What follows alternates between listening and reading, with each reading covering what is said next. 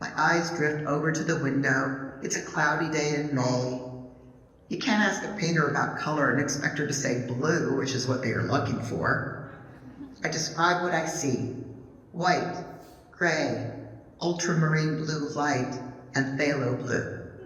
They disappear, disturbed or confused. They don't understand color as I do, just like I don't understand the brain or neurological disturbances. We speak different languages. Tweedledee and Tweedledum ask, "Do you have any questions?" "Yes." "When am I going home?" They explain that I can't go home until the seizures are under control, but I don't understand a word of it. Have I been told about the seizures? My roommate is a large monitor displaying my brainwaves.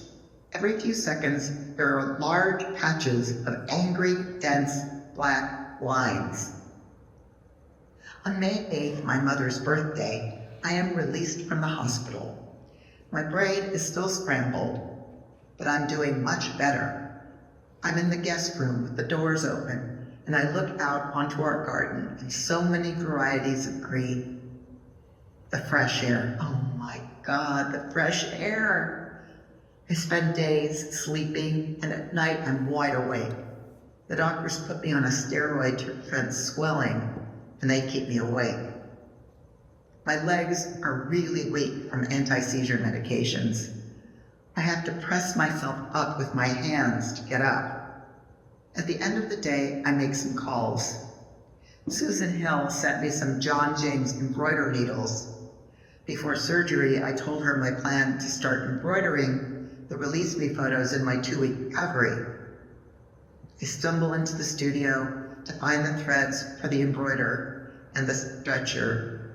I'm getting ready to spend some time embroidery, but I still need to find tools like sizers and the thing that helps put the needle into the threads. I think doing the embroidery will be helpful for my brain. Before the surgery, when I know Terry is leaving for Philadelphia on June 3rd, I plan an all-girls 70th birthday party. On May 9th, I go into party planning mode. It begins with massive decluttering, but bags and boxes flow out of the house. Terry is told the typical side effect of steroids is waking up in the middle of the night, old toothbrush in hand, cleaning the grout between the tiles. It's a time bomb waiting to go off once the drugs are finished. Terry gets a call from Susan, a friend and intuitive healer in Colorado. "What the hell is Sharon doing? She's burning herself out. Stop her." I can only handle short visits. My visits with Sarah are my favorite. They're so much fun. I can't understand a thing she says. I lie in bed and listen to music, going in and out of sleep. Over Zoom, we get the lab results. No cancer, no need for further treatment, no chemo or radiation, and the confirmation that it was an osteoma. I will need to follow up with a neurologist to get another EEG to make sure I'm not seizuring. The doctors are insistent that my job for the next 2 months has to be resting and giving my brain time to reconnect the two sides. Seizure after seizure. Seizure after seizure. Seizure after seizure. May 20th, less than 3 weeks out from surgery, I wake up thinking about the dear maiden. I want to talk to Maureen. It's overcomplicated. I know that she could make it modern and way more interesting.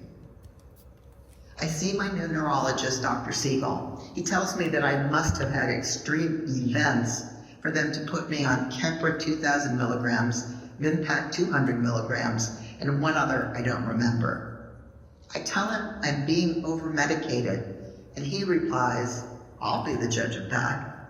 By the end of the meeting, he says, "You're being over-medicated," as if it were his idea. Dr. Siegel tells me, "You have permanent brain damage. It affects your executive functions." The exact function that can't locate the meaning of his words. You know that sensation when your pen is running out of ink? It skips and starts. That's the exact sensation of my brain, searching for words or organizing my thoughts. I'm learning how to walk, how to find balance. It's a matter of transferring my full weight onto one foot before I begin to move the other foot. 4 months after surgery, I begin a writing class, thinking I have lost all creativity. With the help of Taya, in October, I make a short video called "Why Am I Here?" inspired by the recent attacks by Hamas in Israel and the response by Israel in Gaza. I write a poem, we turn it into an Instagram video. In November, Taya and I have gathered enough stories for the self-forgiveness video, Freedom from Entanglement. I keep telling myself and anyone who asks, I'm doing great, better and better every day. I now know that I was out of my mind. I won't be anywhere close to being great for another year. And yet, with Taya's help, we finished the second video. Seizure after seizure, seizure after seizure, seizure after seizure. And then, in 2025, this happened. I continue working on my recovery. I produced another short video, finished 3 of 6 embroidered panels of photos from Release Me. This morning, I woke up at 4 a.m., a story emerging. The harder I try to hold on to the pieces, the more rapidly they slip out of my grasp. All that remain are these words. I'm a pizza pie spinning in midair.